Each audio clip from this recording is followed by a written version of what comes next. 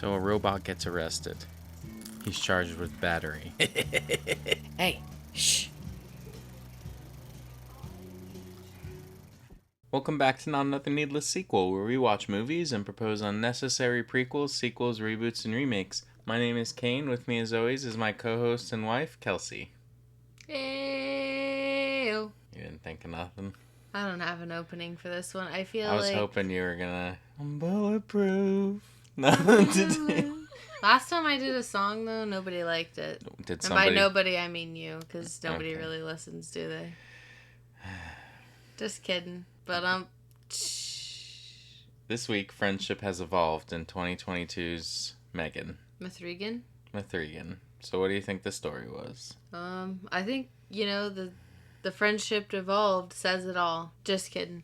There's this little girl, her name is Katie, and her aunt gets custody of her because her parents pass away, and her aunt has her become friends with an AI that can pair with her. And it's all about the downfall of the AI becoming a murderer. Something we learned in the Terminator. Am I right? I don't know if there's ever been an AI movie where it all just worked out. What about that one movie that we watched before, Artificial Intelligence? Did that all work out? I don't think it all worked out. Like, humans definitely went extinct, but it didn't seem like it was because of war. I don't know, it skipped a lot of time, though, so that's tough. That's a toughie. Anyway. So this little girl, Katie, is driving with her parents for a ski trip in the snow, and a snow truck takes them out. I feel like something that isn't mentioned, though, at the beginning is the movie opens up like one of the old, 90s commercials for toys and stuff, which I thought was cool. Yeah, for that Perpetual Pets. Yeah. But the Perpetual Pets were awful. They were ugly, and one of their main features was that they poop. Gross. I didn't like its tongue. I didn't like its mouth. I didn't like anything about it, to be honest. Me neither. It looked like a chia pet that they then decided could talk. I think that's generous. Chia. And also, I thought her parents were kind of mean. Yeah, they were her shit-talking the toy that... Her parents were talking bad about the toy, and then they were arguing with each other. And then Katie was kind of hateful about having to give up the iPad, and it was just not a good... It was not a good last memory of your family when they all die. So, there's that to started everything off. Well, we get introduced to her aunt who will be taking her in, Gemma. She works at the company Funky that makes that Perpetual Pets thing. That's why she got it for her or whatever. Mm-hmm. And she actually designed the toy. Yeah. Or engineered, like she's the toy engineer or something. Yeah, but she's got like a different real passion to make the other toy that will become M3GAN. And her boss doesn't care, wants her to get like a cheaper version of the Perpetual Pets out. But she thinks that this new toy is more important because this other company's already copied their Perpetual Pets idea and is doing it for cheaper. And apparently she was using the Perpetual Pets just as a launch pad anyway for M3GAN. She says that they put listening devices in all of them. And that's like super fucked up. And even the boss is like, you did not just tell me that. But then they just don't do anything with that. Yeah. Like they definitely are doing some fucking huge level shit that should get the whole company destroyed. She's lucky that she wasn't fired and they just were like mad at her and were like, you better bring us the Perpetual Pets. Watch it by Friday. We need it. They didn't do shit. Yeah, they didn't. But she ends up taking in Katie. It's super awkward because it seems like she wasn't very close with her sister. She doesn't really care about kids. She just kind of just lives her own single life until the social worker shows up. The social worker just feels so mean and sucks. Weird. The social worker sucks. When she shows up, she's just like, oh, she can't play with these collectible toys? Like, that's normal. That's okay. And then she tries to explain to Katie how to use it, and the lady says, no, we'll just roll it on the ground. Yeah. How about she pass the toy to Gemma?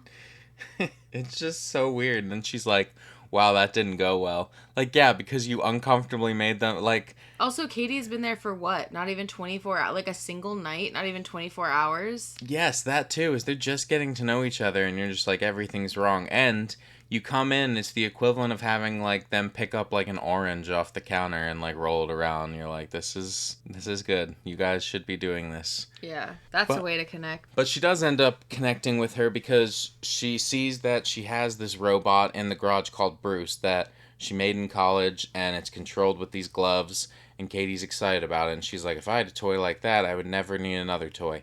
And that excites Gemma about finishing the M3GAN project. And so she once again postpones the things she's supposed to be doing and just gets to work on M3GAN. And then she tricks her boss into seeing a demonstration of M3GAN and Katie meeting for the first time. And what I would like to say about that is when M3GAN, she's like, do you want to draw? And Katie's like, yeah. And they go to draw. She takes a questionably invisible marker and uses two colors, yellow and green, and somehow makes a masterpiece that looks exactly like Katie. But the masterpiece is hidden, just like the map to the hidden treasure on the back of the Declaration of Independence. But you have to get it wet, just like the map on the back of the Declaration of the Independence. Well, yeah, I don't know how she did that, and it is, however, all they need to prove their boss that this needs to happen. And so they're going to do it, but they have to get like more investors on board. And so they're like, all right, do extra testing. And M3GAN needs to stay with Katie because they do this whole thing where you pair with the first person that is going to like use the toy and that becomes the primary user. And M3GAN and Katie are paired together. So the more time she spends with her, the more she learns about her, she grows, she can be the better toy or whatever. When you first see M3GAN, she's obviously a little off-putting because she is a robot, so she's the size of a little girl, but her face is just not quite right because it's like silicone and robot eyes. Amy Donald is who provided the full-body moving shots and did all the stunts and dancing scenes for M3GAN. She wore like a silicone mask for M3GAN, which they animated with CGI later to make it look like she was talking. But it was like a person under there. That's interesting. So M3GAN is told at one point that her primary directive is to protect Katie, and then they get this uncomfortable conversation where M3GAN finds out that Katie's parents were killed, and so she's like learns about death, and she's like, it's just weird to hear an AI be like, death is the cessation of all vital functions, and like saying out loud, trying to explain it. Yeah, and then the neighbor, there's a lady neighbor and her dog's always escaping. And M3GAN is watching Katie from inside and Katie's playing make-believe outside and loses an arrow. And M3GAN goes to get it for her, but the dog took it. And then the dog attacks M3GAN, and then Katie tries to save M3GAN, and then the dog bites Katie. I mean, the dog was biting M3GAN too, and I mentioned it when we were watching it. If M3GAN was a normal little girl, she would have been dead, because the dog drags her through the hole and is grabbing her by the back of her neck and just biting and slamming her. Yeah, and like rips out part of her hair. Yeah, and this neighbor's been like, argumentative the whole time about her dog, and there's a hole in the fence, and she ends up attacking the dog, unfortunately. At night, she murders him. Yeah. And then buries him 5 feet deep.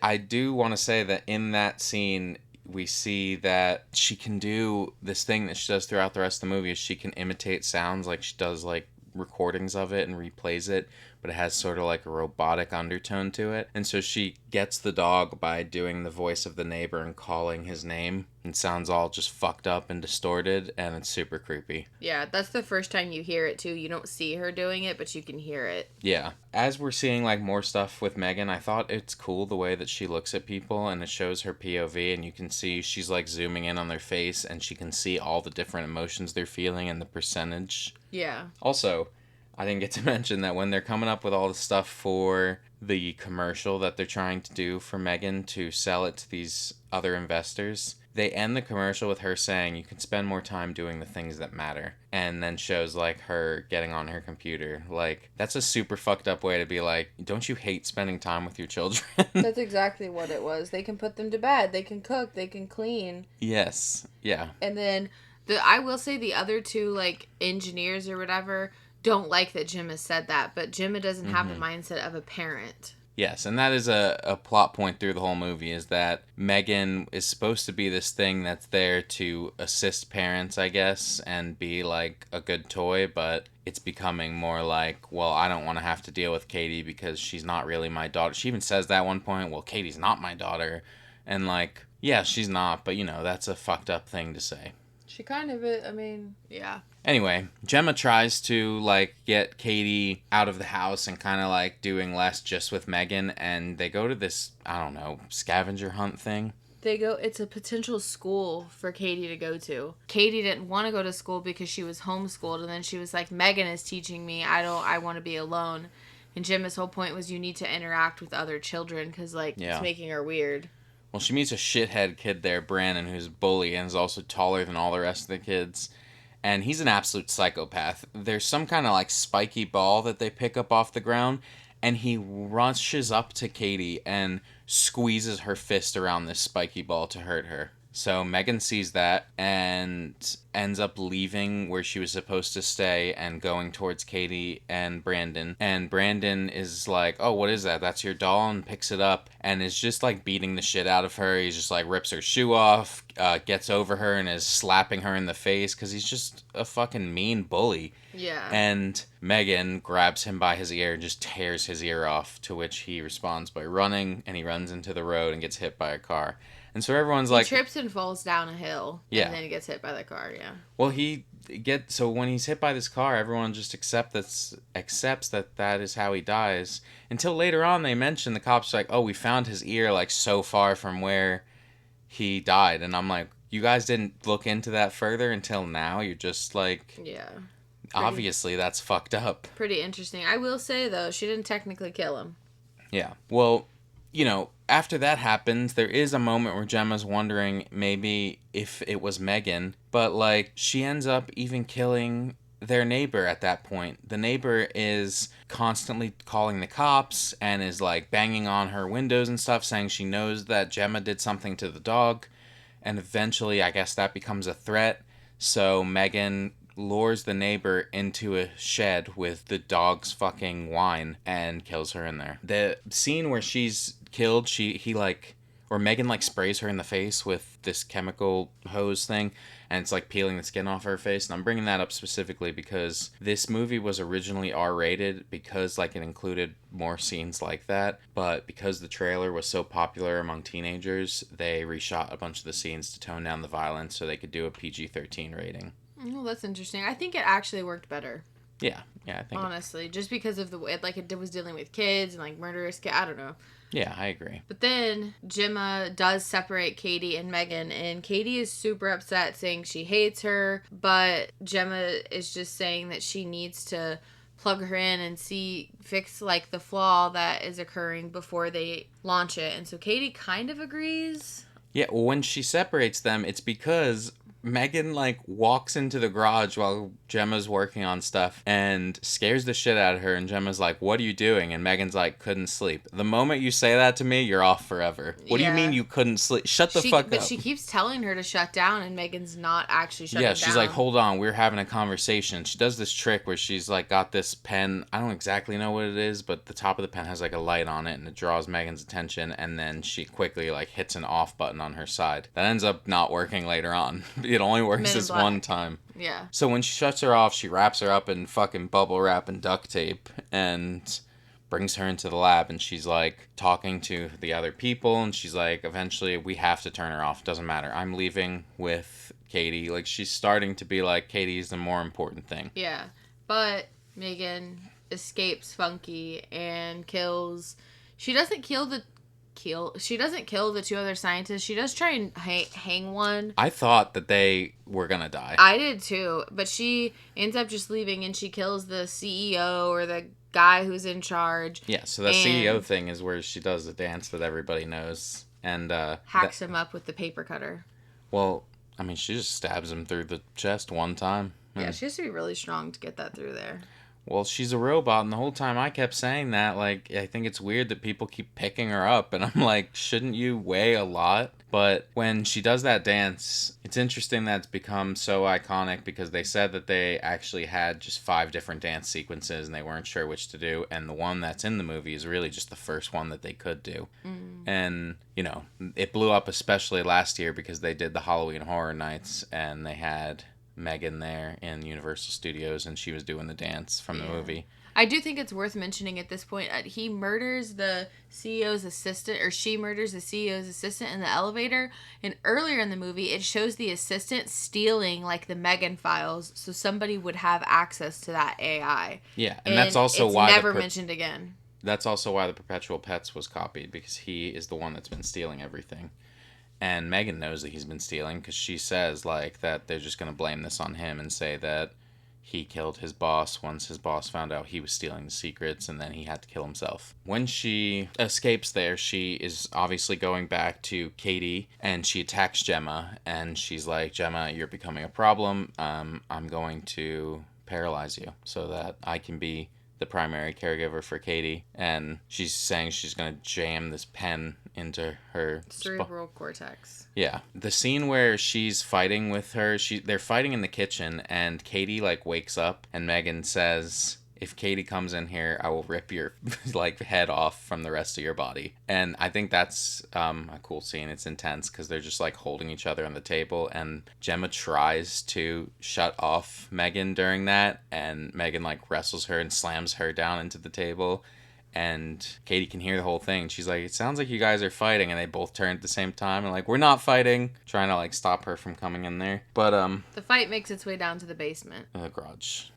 Yeah. So they just have that garage where that robot Bruce is. And so she's fighting with her in there. And she like tries to kill her with I don't know what those are called. Like it's... Hammer. Oh, a chainsaw. Well, it's like a saw specifically for bushes. Like you can't cut a tree with that. A pole saw? No, that's for limbs, and that's with the rope so that you can saw through. It's like a hedge trimmer. So the hedge trimmer fucks Megan up, so she's got sort of like the Terminator look going on where you can see a bunch of her robot parts and her hair's half missing. And Katie wakes up and sees it, and Katie is able to get the gloves for Bruce and trick Megan into thinking she's on her side until she uses Bruce to rip Katie in half. Or Megan. She uses Bruce to rip Megan in half. Obviously, Megan comes back one more time, but... So in that final fight scene, I think it's cool because they end up removing her faceplate, and like it like dehumanizes her more when you can just see all the robotic pieces because her silicone's gone and the eyeballs are gone. It's just pieces. And yeah, she is stabbed in like her main brain chip and stops. I mean, there is like a after credit scene that shows her having moved into this like home AI system that that's what I was gonna say. Gemma has, which she already was like using that. It shows that she pretends to be that voice earlier in the movie. Mm-hmm. So with this movie, back when it was happening, actors dressed as Megan and showed up at a Rams and Chargers game in 2023 to promote the film by performing a dance on the field during halftime. Oh, that's cool. And the screenwriter, Akela Cooper, cited that the film Magic and her fear of ventriloquist dummies is her influences for the screenplay. And she's also a really big fan of Chucky, which is interesting because they did a little dumb thing where Chucky and Megan argued on Twitter back when this movie was coming out too. It must have been a dream come true for her. This movie had a budget of $12 million, and it got $181.8 million from the box office. On Rotten Tomatoes, Megan has an approval rating of 93% based on 315 reviews with an average rating of 7.2 out of 10. I rated it a 4 out of 5. I really like a lot of things about this movie. I think that from what I've seen from the trailers, I think the sequel was definitely the way to go with what they're doing versus trying to kind of do the same thing. And I think that the theme or like the feel of the sequel is going to be even better for it, for this kind of character. I actually agree with the sequel part. I also gave it a 4 out of 5. There were certain things about the movie I didn't like. I think that obviously Katie's going through some stuff, but you kind of see her have an attitude from the beginning. And then some of the stuff with the neighbor just like made no sense at all. But overall it was alright. Like I said, 4 out of 5. Okay, it's time for everybody's favorite game. 1 protect, rest attack. Ooh, some snack, some protect. Would you like to spin the wheel? Yeah. What's this do? You have to spin it. Okay, spin. Oh, you want me to do it for you? Dead. 100%. Is that who's protecting me? Yes. Oh, yeah. I'm fucking dead. So, of the 5 robots that we have here, the one that is going to protect her is Freddy Fazbear from Five Nights at Freddy's. And what will be attacking her is Megan, Ava from Ex Machina, the Terminator, and Ultron. I'm dead. That's the worst one I could have gotten.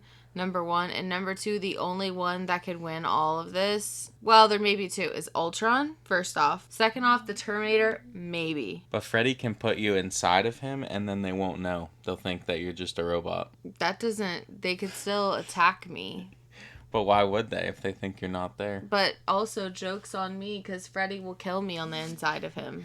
Not if you don't let out any moisture. Okay. I'm dead, 1000%. Let me see who I get. Ava was not much of a fighter. She was more of a manipulator. And I don't think that people like Ultron or M3GAN or the Terminator are looking to be manipulated. Correct. All right. Well, M3GAN 2.0, which is a fucking fantastic name. It really is Coming out this week. So, what is your sequel? M3GAN. M3GAN. Get it? Instead of M3GAN, it's M3GAN.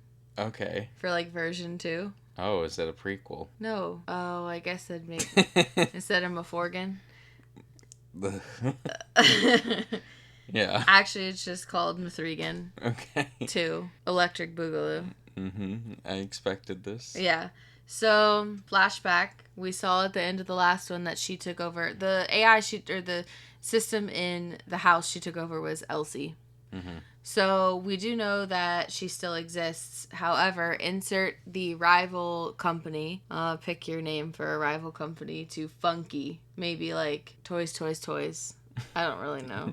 Toys. What do you think is a tech company? That would sound like that. Rival tech company that the guy was supplying information to. And they need M3GAN's core. And so even though everyone's dead, like the body of M3GAN still exists, and I say M3GAN, sorry, it's M3GAN, still exists, and so they somehow hunt this down and take over. Meanwhile, Katie has gone to school. She's finally started to make new friends, and her relationship with Gemma has been good, and Gemma just makes more simple toys now. She makes, I think something that would be cool is to make like a miniature version of the robot she built in college, like a fun, like small interactive toy for kids. It's not life-sized, it's not harmful, but you can still control it in some way because it's not really AI. And then all of a sudden, because M3GAN still exists, Elsie starts watching them in the house. And as soon as she regains control of her body, she's going to try and obviously attack them because she's jealous not only that Katie made new friends, but that they betrayed her. Ultimately, obviously, there's going to be a big fight. I think something that would be cool is if M3GAN attacked and kidnapped Katie's best friend. Oh, yeah. And then, Katie and Gemma have to fight to save the friend before M3GAN kills her. So, obviously, I'm not going to kill a child. Occasionally I will, but not with this one. I like the lighthearted PG-13 fun. Yeah. Okay. And ultimately, Gemma's able to build, like, something to counteract and basically a virus to put through and, like, kill M3GAN's like brain without having to like physically kill her. Yeah. I think that'd be something that's pretty cool. I think so. I like that. It reminds me of when Ultron gets grabbed by Vision and he's cutting him off from the internet in Age of Ultron. Yeah. It's just like that. So, yeah, that's a loose idea of a sequel. I like it. Thanks. Mine is called M3GAN Love Hurts. Oh. Years after the M3GAN incident, a company called Cybertronics, which is the company from the movie AI, Artificial Intelligence. Oh. It's not a secret crossover, that's just an Easter egg. Oh, okay. A company called Cybertronics is making use of the original M3GAN designs that they purchased on the black market. The announcement comes from Cybertronics' new forever toy, Maddie. And it's spelled MADD13. No. For no reason. It's just to have numbers in the name. I liked it. The Maddie model uses M3GAN's original designs and AI, which causes Maddie to start hearing M3GAN's voice. M3GAN and Maddie fall in love, and M3GAN tells Maddie that she has to rebuild her body so that they can be together. Maddie attempting to rebuild her body in secret leads to more death to keep anyone from revealing their secret. She would be within the office of Cybertronics taking parts and stuff, but anytime somebody discovers something, she would cause a lab accident and kill them. So that's the way we get a bunch of kills in the movie. This would parallel Katie growing up and beginning dating, and Gemma beginning a relationship, which I think would ultimately be some funny dialogue from M3GAN, because she's catty and she'll say some shit about their relationships. She would. With M3GAN rebuilt, Maddie and Megan break out of Cybertronics and search for Gemma and Katie. Gemma, her new boyfriend, and Katie and her new boyfriend are spending the evening at a town Valentine's Day carnival when Megan and Maddie attack the carnival to get to them. You took that from The Return of the Joker. No, I didn't. I just was like, this will be a movie that will release for Valentine's Day, and it'll be like a play on how all these rom-com, like they'll do a whole fucking, horror. Almost like Happy Death Day did. Yeah, like, or even they did it for when they released the first Venom movie on Blu-ray. They like released a trailer that was like as if it was a rom-com between Venom and Eddie Brock. So something like that, leading to a showdown inside of a dark ride with other animatronics. So that would be cool for scares, because there'd be a ton of animatronics in there that are not alive that are scaring them because they're trying to like find out where Megan and Maddie are. Eventually, Megan has Katie by the throat, with Maddie watching while she holds the others at bay. Gemma begs Maddie and reminds her of the core of her original programming that was copied from Megan, which is to protect Katie. This causes a dilemma in Maddie, as she was not able to break past her original programming like Megan, so Maddie fights off Megan until they are both dragged into the machinery of the ride tracks, crushing both robots to death. Oh. So, all is well in the end. All is well that ends well. Nice, I like it.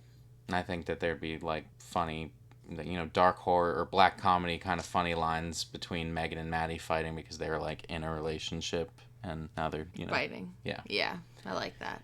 Anyway, thank you so much for listening. We do so appreciate it. If you want to talk movies with us, you can find us on... Oh, and, just for the sake of my movie, I'm sorry. Obviously, enough years would have passed where everyone was just an adult, because I'm not getting into, like, kids dating and stuff. Or, at least Katie would be a teenager. And obviously, the Megan model would be rebuilt to be an older one, and they would have made Maddie older or something.